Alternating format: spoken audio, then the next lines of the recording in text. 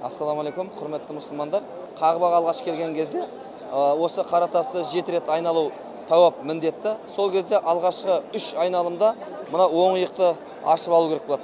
Сол кезде мынау жаннаттан келген Қаратастың түбінен бисмилля Аллаху акбар деп сол тұстан бастап алғашқы тауап жасағандағы алғашқы айналым басталады.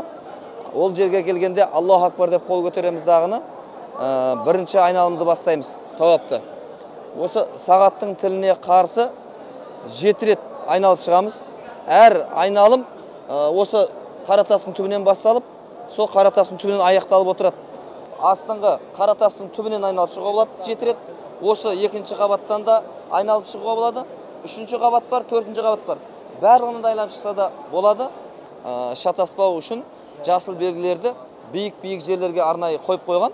Сол жерге келгенде бірінші айналымыз бітеді, немесе екінші айналым бітті деген сияқты соған қарап отырып айналымның біткен, бітпеген анықтап отыруға болады. Содан 7 рет айналып болғаннан кейін 2 ракат тауаф намазын оқып алсақ болады екен.